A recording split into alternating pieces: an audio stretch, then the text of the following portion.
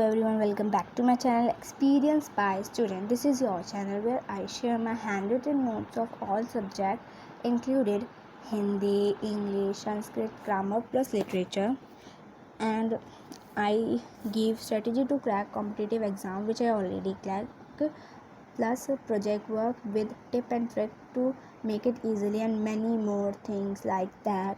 So today's topic is all Hindi grammar in one video. So मैंने पहले आपके लिए लिटरेचर और ग्रामर हिंदी की एक सेपरेट वीडियो बना रखी है, फिर मैंने लिटरेचर की एक अलग वीडियो में बना रखी है। लिटरेचर प्लस ग्रामर जो वीडियो है उसमें मैंने ज़्यादा डेप्थ में जाके आपको नहीं बताया है कि मैंने किस वर्ड का क्या मतलब, क्या कलर, क्या मीनिंग है, लेकिन ओवर थ्रू दिया है उसका। और लिटरेचर वाली वीडियो में सेपरेट में मैंने एक अच्छे से डेप्थ में जाके बताया कि मेरे नोट्स क्या एक्सप्लेन कर रहे हैं, उनका क्या मतलब है, और अच्छे से उनको पढ़ के भी लाइन टू लाइन मैंने आपको समझा दिया है इन वन वीडियो। सो आज की वीडियो में मैं आपको ग्रामर को डेप्थ में जाके बताऊंगी। सो शुरू करते हैं रचना के आधार पर वाक्य भेद से। सो हम आ चुके हैं रचना के आधार पर वाक्य भेद पे। इसमें मैंने आपको वाक्य के अंग, वाक्य के भेद, रचना के आधार पर वाक्य के भेद, वाक्य परिवर्तन और अर्थ के आधार पर मैंने नहीं दिए हैं, रचना के आधार पर ही दिया है क्योंकि अर्थ के आधार पर मेरे कोर्स में नहीं था, अच्छा नहीं था, कुछ तो कम हो उससे। और उसके बाद जो वाक्य के अंग हैं वहाँ पे मैंने ब्लू कलर से लिख रखा है आपके लिए, इट्स कि जिसके बारे में बात होती है वो उद्देश्य होता है और उसकी कार्य विधेय होती है, ठीक है। उसके बाद रचना के आधार पर कितने वाक्य के भेद होते हैं। फिर जो पर्पल है वो हेल्पिंग वर्ड्स हैं, और जो येलो से हैं वो टॉपिक्स हैं, जैसे कि आपको दिख ही रहा है। उसके बाद सरल वाक्य, मिश्रित वाक्य बनाना, बहुत इजी टॉपिक है ये। सो ये कंप्लीट होता है रचना के आधार पर वाक्य भेद। अगर आपको कुछ नहीं समझ आता है तो आप कमेंट करो, मैं उसकी लाइव आके या फिर उसको अलग से एक वीडियो बना के आपकी हेल्प ज़रूर करने की कोशिश करूँगी। सो हम आ गए हैं वाच्य पे। वाच्य में मैंने विषय है वाच्य, वाच्य परिभाषा, वाच्य के भेद और वाच्य के परिवर्तन। वाच्य की परिभाषा में मैंने आपको लाइनें दे रखी हैं, जो लाइट ब्लू से हैं वो एग्जाम्पल्स हैं। फिर कर्ता वाच्य, कर्म वाच्य, भाव वाच्य। हमें पता लगाना है कि डोमिनेंट सब्जेक्ट है या फिर एक्शन है या फिर इमोशन है, यानी कि क्या जो चीज़ है वो डोमिनेंट दिखा रही है अपने आप को। सब्जेक्ट यानी कर्ता दिखा रहा है, एक्शन यानी कर्म दिखा रहा है, इमोशन यानी भाव दिखा रहा है।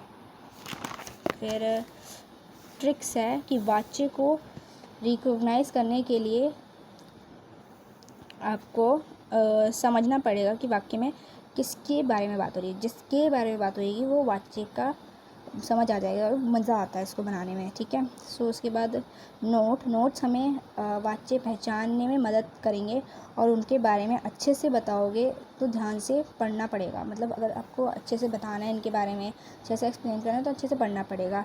फिर जो ये येलो बॉक्स है इसमें मैंने दे रखा है नोट। इस पर नोट 1 जो है वो कर्ता वाच्य के लिए है, ठीक है। और नोट 2 है कभी कभी ने छुपा होता है। सो ये मैंने आपको बता दिया कि नोट 1 में बताया गया है कि कभी कभी ने छुपा होता है हमारे कर्तवाच्य में, यानी कर्ता ने आपको ऐसा साउंड आएगा कि कर्ता ने कुछ किया है, ठीक है। उसके बाद नोट 2 है ध्यान दीजिए कि क्रिया कर्ता के अनुसार होना चाहिए या फिर कर्म के अनुसार। तो ये है हमारा कर्तावाच्य के लिए। खाती है मतलब ती है, ता है, ऐसे साउंड आएंगे आपके कर्तवाच्य में।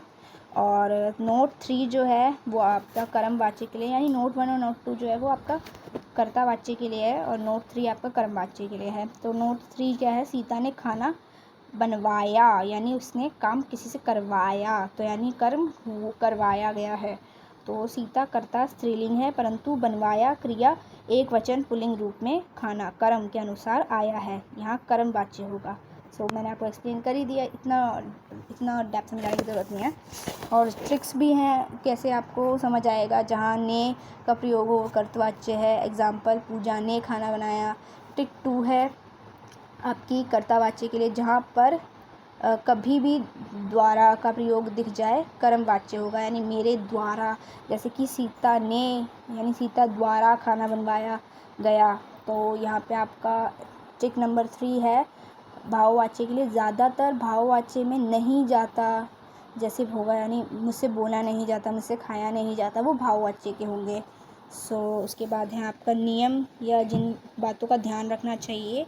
और ब्लू तो मैंने आपको बता ही दिया, उदाहरण है, एग्जांपल्स हैं। और जो ग्रीन है वो भाववाच्य के होने वाली बातें हैं। जितनी ज़्यादा प्रैक्टिस करोगे उतनी ही ज़्यादा आपको अच्छे से समझ आएगा। और this is our QR code, if you want to donate please donate us. So हम आ गए हैं पद परिचय पे। तो व्याकरण में हाँ पता है तुम्हें कि पता होगा पद परिचय क्या होता है, लेकिन पढ़ लो एक्सेप्ट होने के लिए, यानी कि एक्सपर्ट होने के लिए पढ़ लो। पता होगा, पढ़ रखा होगा। सो बेसिक से पढ़ोगे तो हाई तक इजी कॉन्सेप्ट के साथ जाओगे। तो इसलिए मैंने इसको बेसिक से बताया है कि क्या बोलते हैं, संज्ञा के बारे में और उसके रूप के बारे में, और सर्वनाम, विशेषण, क्रिया, अव्यय। यानी कि आप अगर 6th क्लास के बच्चे को भी ये नोट शेयर करना चाहो तो आप शेयर कर सकते हो। उससे बेसिक उसका नींव बन जाएगी 6th के बच्चे के लिए, 7th के बच्चे के लिए, 8th के बच्चे के लिए। तो अगर आपके कोई सिबलिंग्स हैं तो you can also give him. जो डार्क पर्पल कलर से है वो शब्द दिखाते हैं, और जो रेड कलर से है वो एग्जाम्पल, इम्पॉर्टेंट थिंग्स है, सॉरी एग्जाम्पल नहीं है। एंड ब्लू थिंग्स से जो हैं वो टिप्स ऑन और ट्रिक्स है टू फाइंड इट। और ऑरेंज है कि कैसे पता चला। और मैसी है पर समझ आ जाएगा आपको अगर आप इसको अच्छे से देखेंगे तो। जो ब्राउन कलर से हैं वो एग्जाम्पल्स हैं। और मैंने जितना हो सके इन्हें अच्छा, रंगीन और समझने लायक बनाने की कोशिश की है। उसके बाद मैंने आपको क्वेश्चन प्रैक्टिस के लिए कुछ क्वेश्चंस भी दिए हैं जो कि मैंने खुद सॉल्व करे हैं। अप्रॉक्स 50 to 60 टाइम के बाद अच्छे से आ जाएगा आपको। और कॉन्सेप्ट भी क्लियर होना चाहिए, इसलिए कॉन्सेप्ट के लिए आप नोट्स का और माइंड मैप का प्रयोग करिए। बाकी तो ईजी है। Do more question and focus on the tips and tricks, ताकि आपको अच्छे से समझ आए। ये हम आ गए हैं रस पर। जब मन में कोई भाव नहीं आता, कोई रस नहीं होता, तो उसे शांत रस होता है। और ऐसे ही मैंने आपको बॉक्स, जो गोले है ना, वो सारे आपके कौन कौन सा रस है ये है। और जो बीच में सबसे बड़ा गोला है वो है रस के बारे में। तो मैं आपको पढ़ के सुना देती हूँ। किसी भी मनोरंजन की चीज़ को देखा जाता है, जो आनंद प्राप्त होता है, उसे रस कहते हैं। इसे काव्य की आत्मा कहते हैं। रस होते हैं 10, ठीक है। तो इससे आपको याद रहेगा, रस होते हैं 10। जितने भी 10 गोले हैं उसमें आपको अच्छे से, और मैंने इसको डेप्थ में जाके नहीं समझाया, इसका सिर्फ माइंड मैप दिया। ये आपका हमारा MCQ फॉर्मेट में आया था, और इसको एक्सप्लेन नहीं करना होता, आपको पहचानना होता है कि कौन सा रस है। तो इसके लिए माइंड मैप ही आपका काम आएगा, और आपको उसको डेप्थ में जाने की ज़रूरत नहीं है, और वैसे भी आपको समझ आ जाएगा। और आपको लिखने के लिए भी आया तो आप इसको सिर्फ कीवर्ड से याद रखोगे माइंड मैप के, तो आप आराम से लिख लोगे इसके बारे में। That's it. ये 6th का मेरा माइंड मैप है अलंकार और समास का, जो कि आपको 10th में भी हेल्पफुल होगा। और अगर आपको क्या कहते हैं, रूट्स आपकी अच्छी नहीं है तो आपको ये हेल्प करेगा, समास और अलंकार।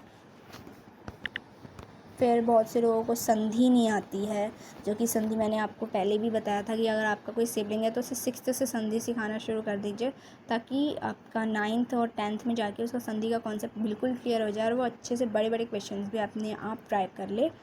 इसलिए मैंने आपको संधि एकदम डेप्थ में जाके 10 पेज के नोट्स बना रखे हैं, जो कि छोटे बच्चों के लिए। अगर आपको माइंड मैप की ज़रूरत है तो आप मेरे को कमेंट कर देना, मैं माइंड मैप भी इसका आपके लिए डाल दूँगी।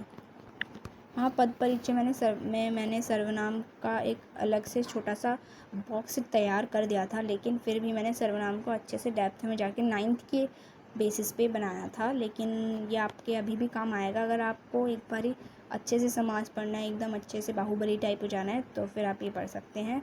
And there is some QR code, if you want to donate please donate us and our work motivate us. Your little help give us a lot. Thank you for watching this video, and don't forget to subscribe my channel, share my channel and like the video if you like it.